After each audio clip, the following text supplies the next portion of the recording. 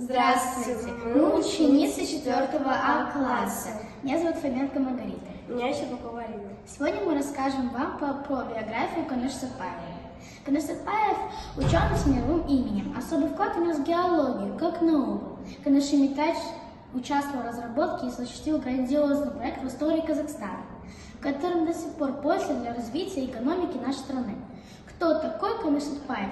Какой вклад он сделал в науку? Его биография началась 12 апреля 1899 года. Мальчик родился в Павлодарской деревне Семипалатинской области. Каныш Сатпаев родился в образованной семье Бия, глава аула. Имата и его вторая жена Алима назвали своего сына Габдул-Гани. Ласково мать его называла Ганыш, а в школе начали называть его Каныш. Так и в повседневной жизни называют его Каныш Сатпаев. Первые ступеньки его знаний были в школе его родного аула.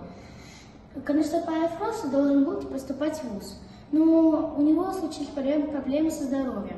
Врачи обнаружили у молодого человека туберкулез. Из-за этой болезни у него забрала мать, когда ему исполнилось едва 2 года.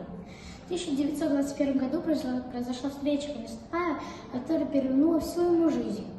К ним в деревню приехал ученый Михаил Антонович Усов и начал рассказывать рассказы Каныша Сатпаева про полезные ископаемые. Благодаря этому, когда Канышу Сатпаеву стало легче, он поступил в технологический институт. Примерно через 5 лет он получил диплом горного менеджера. Дальше он начал изучать полезные ископаемые. Он сделал очень большой вклад в науку. В 1940 году Каныша Сатпаева наградили орденом Ленина за то, что он сделал водохранилище и железную дорогу. В начале Второй мировой войны начался дефицит марганца, и Каныш Сатпаев предложил сделать рудник, который построили в течение 40 дней, и его наградили Сталинской премией. В конце Второй мировой войны начались репрессии, которые коснулись Каныша Сатпаева.